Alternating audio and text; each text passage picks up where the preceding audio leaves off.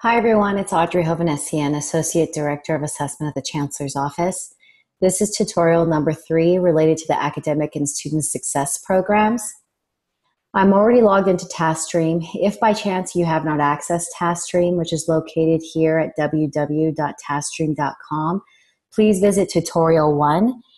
If you need access to the system, it's as easy as sending me an email with first, last name, and campus email address, and we'll go ahead and get you all up and running as a user of TaskStream. This tutorial is related to the suggested May 11th deadline of uploading assessment measures and findings. This particular deadline has "and continuously" after the date because the upload of measures and findings is really something that's done throughout the year and throughout the cycle. So please, if you're looking at the May 11th date, a little bit concerned, please know this is ongoing. I know many programs have contacted me regarding meetings that take place in the fall or after even the July 3rd deadline.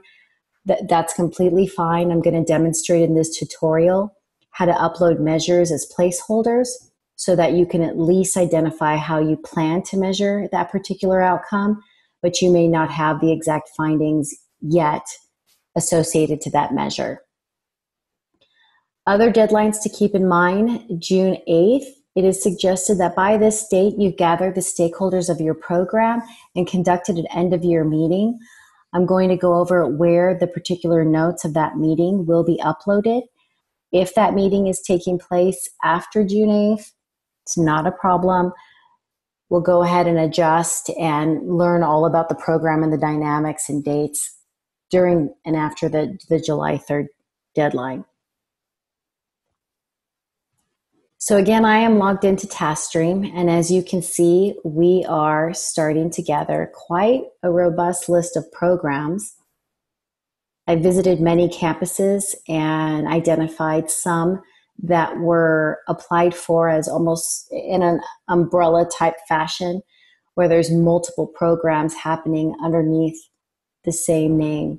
So we've broken apart those programs for the most part, still fine-tuning these workspaces, but we have quite a nice list. So if by chance you are a first-year experience, supplemental instruction, there is at least one other similar program for most of our ASSP programs that might be a resource. Everyone has view access in this very transparent workspace.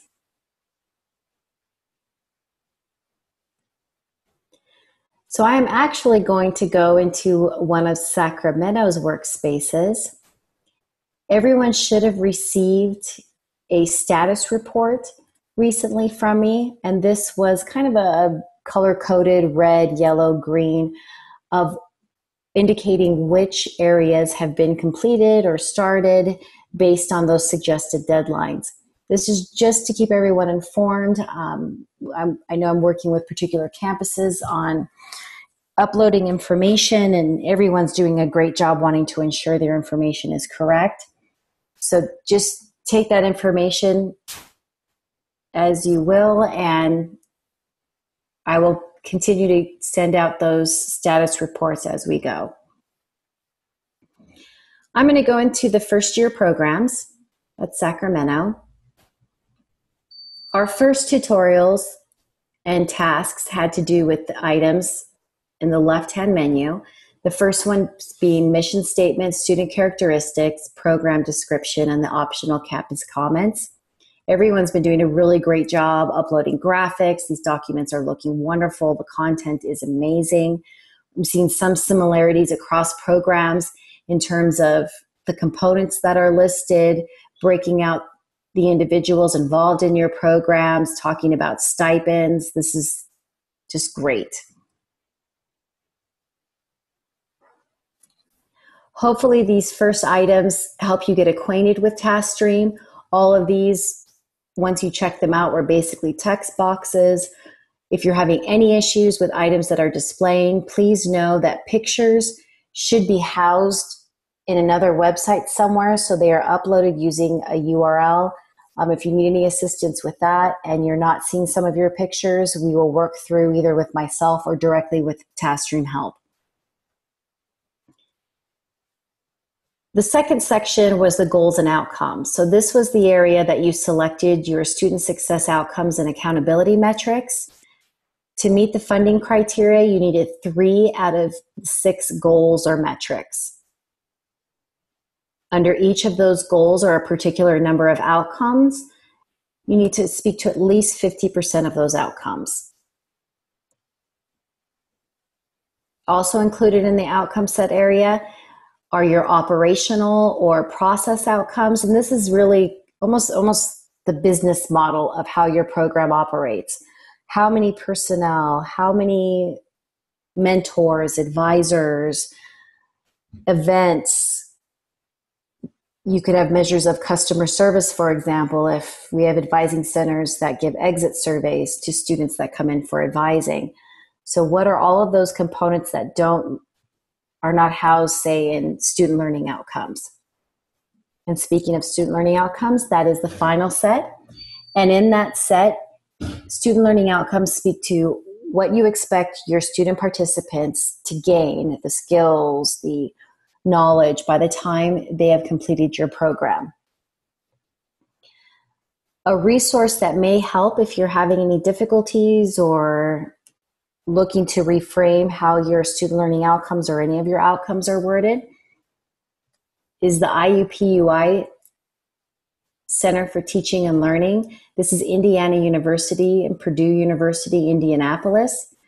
They have several pages and resources on writing student learning outcomes. They also annually have pretty much the most well-known national assessment conference, which takes place in October in Indianapolis. I'll be sending out information on that as I do attend this event annually.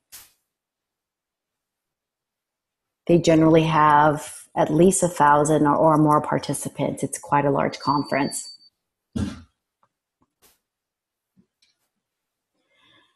So again, this is the area to do any edits or changes to goals and outcomes. This is the only area that you're able to actually change the narrative or the text in this section. After you've created those sets, this is the area to create maps. You should have 1 map for each set for a total of 3. When you click on those maps, each outcome is associated or measured by a particular outcome. This is a great visual for looking not so much at the quantity. You definitely want to look at areas that may have 1 check to see if there's additional places that it can be measured. But for example, this check may have multiple components and may be the only place necessary to assess this outcome. The archive of assessment, again, is just our server, our place where we share information and documents to one another. The background information form, if you've not yet completed that, very quick. Just a few items that are asked of you: your program leader, the name of your assessment coordinator, and any other funding sources. It's very important that we identify funding sources, not necessarily specifically by dollar amount, but it's good to know the cost or costs associated with operating a program similar to the one that you may be looking at that particular moment. So this is the area that we are going to focus on for this tutorial. This is the assessment plan. And I'm going to scroll quite quickly, and we are going to revisit this section so you can see the outcomes and some of the measures. This is very quick. Most outcomes, we try to triangulate, collect different types of measures and information as we assess that particular outcome. So to demonstrate how to get your goals and outcomes into that particular area and to begin attaching measures and findings to it, I'm going to enter a program that is actually a non-ASSP, but we're using it as almost a test in TaskStream, and go into the assessment plan. I'm going to check this area out. Excuse me, check it out.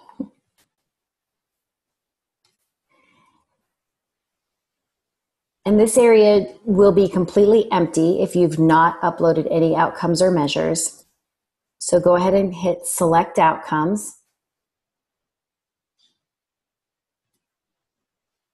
Hit Select an Existing and select the CA-CSU Student Outcomes and Accountability Metrics. This is a template that's already uploaded. You do not need to enter these items. And I've actually already indicated that I wanted this outcome set. So what you will see now is all of the student success and accountability metrics.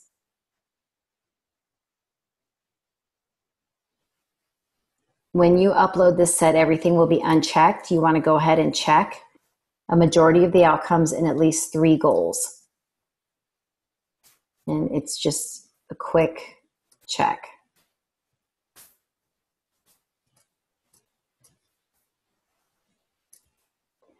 The accept and return to plan is at the bottom of the page.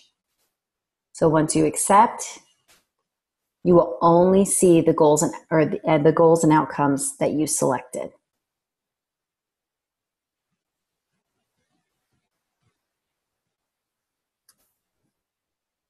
Let me go through that again in another area.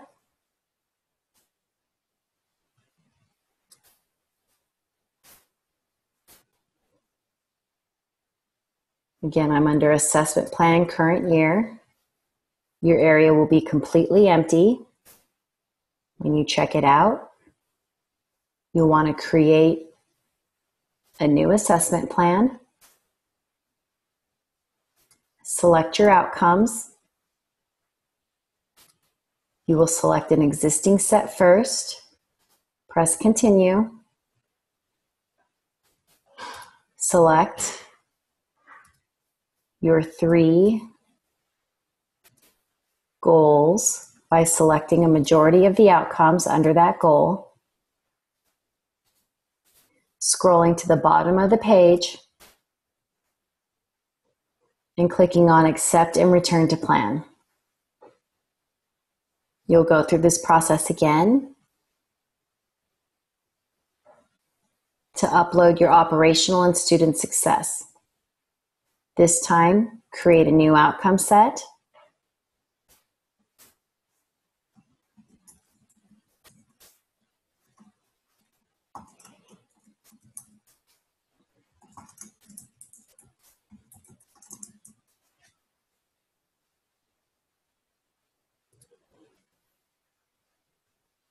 Select Continue until you've built your 3 sets.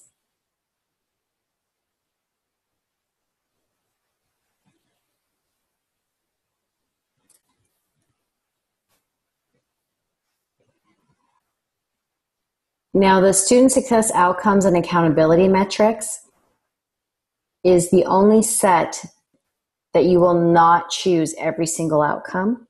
For your operational and your student learning outcome sets, please select every single outcome.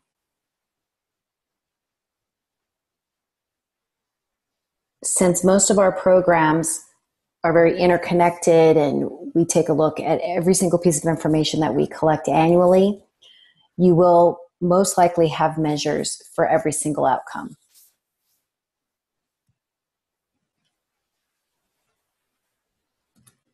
I'm going to go back to Sacramento.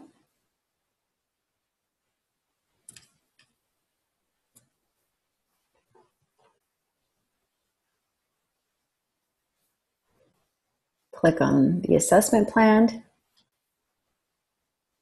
And here are all of their sets with some measures attached.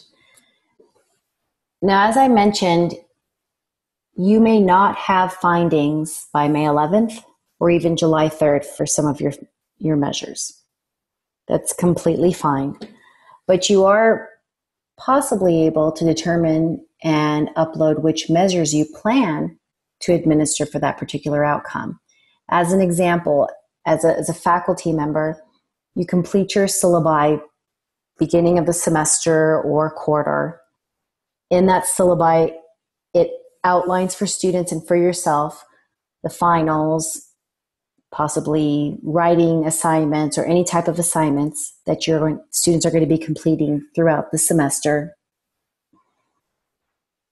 Faculty generally submit their syllabi beginning of the semester to the department, access TaskStream, identify the outcomes that speak to their courses, and upload the measures related to that particular outcome. They haven't administered the measure yet, the finding, the midterm, whatever that measure is, but they can go in, add a new measure, give it its title, describe how it's going to be administered. Is it going to be open book? If this is for your particular program, possibly it's going to be a customer service survey. Maybe it's going to be a self-efficacy survey. Possibly it's going to be the number of students who come into your advising center. You can give it the title. It's something you're going to collect often or just one time. Explain or describe that measure. If this is a freestanding swipe card system, go ahead and explain how you gather the data. What's your minimal criteria of success? This could be a percentage of your EOP students you're aiming for to come into your center for advising services. What's your ideal criteria for success? So this is probably a number higher than your minimal, possibly 100%. This is going to be a little bit more subjective. How do you plan to use that assessment instrument? If, for example, this is a number of students coming in for services, if that particular number is low for a month, maybe you're going to make some changes. Maybe there's some additional advertising that needs to take place or outreach.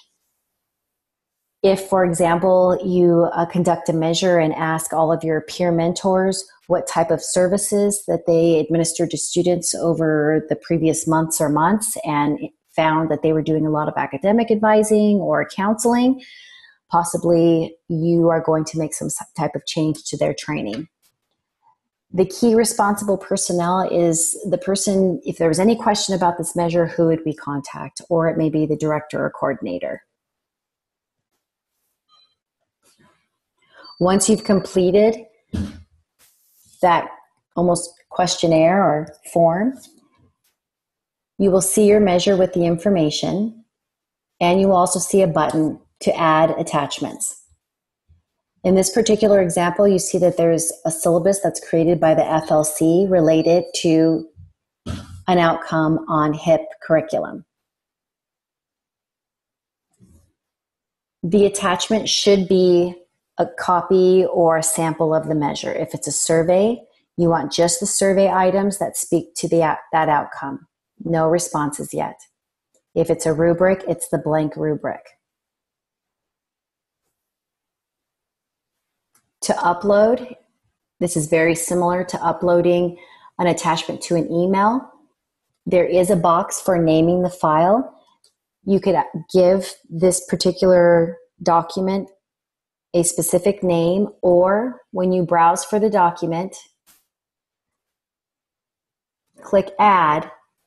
If you put nothing in the name file, it will default to the name of the document as it was saved in your computer. This gets a little bit long. You may need to, have this discussion in your program and come up with a formal and standardized way of saving documents. I'm going to delete this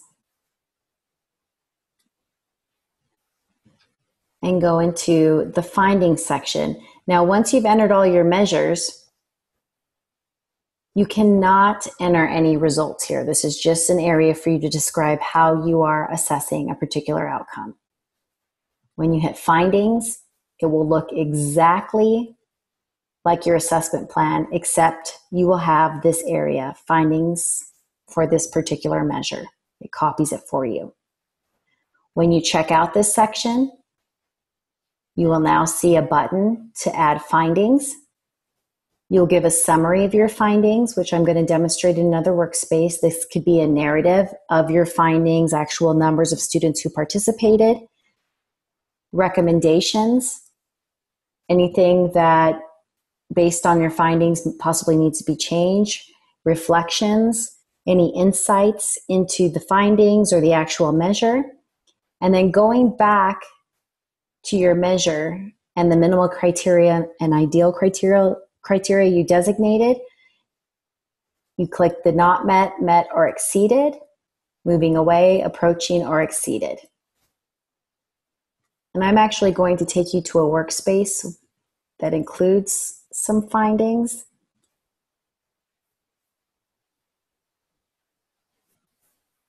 So if I click in the findings section, here is an example of some findings that were narratively or in text uploaded with some additional documents. The documents may be a number of participants broken down into a table. It may be item analysis of a survey. You have access to all of these programs, or you have access to me. Please feel free to give me a call. Once you have uploaded measures and findings, prior to the end of the year, there should be a meeting of stakeholders to review each of those outcomes and all of the measures and findings collected. What do those findings determine based on, related to those outcomes? Are there going to be any changes made? If you could designate someone a note taker and jot down and pretty extensively record everything that's discussed, then upload that information into this assessment review report form. This is basically the conclusion of your assessment cycle for the year. During that conversation, if there's any changes that need to be made to an outcome or a measure, you can address that in the particular recommendation section of the findings, or here you can open an action plan, which even if you finish this assessment cycle, the action plan can still be worked on and you can report your status here.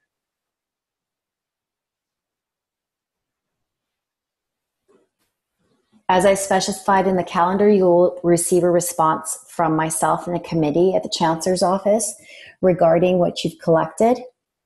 This will be suggestions, possibly either in ASSP in our TaskStream workspace, other programs you may look for, or externally, any resources.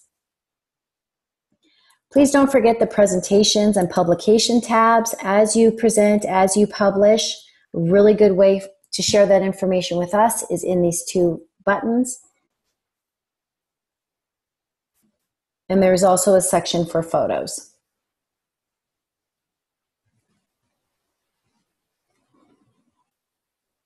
Lastly, I wanted to bring up the National Association of System Heads website. If you have a moment to take a look at their website, you'll see here Taking Student Success to Scale, Achieving Collective Impact. I've mentioned before that we are definitely gaining national attention on the work we are doing related to student success. NASH has asked 3 programs throughout the country to present on their interventions. One was predictive analytics, one was a math intervention, and one was our high impact practice, related to all of our high impact practices, but definitely many ASSP programs.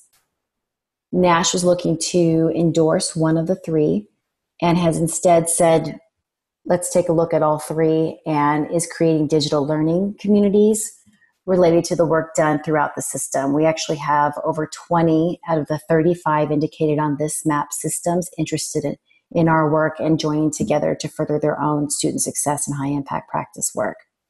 So your work is definitely informing this movement.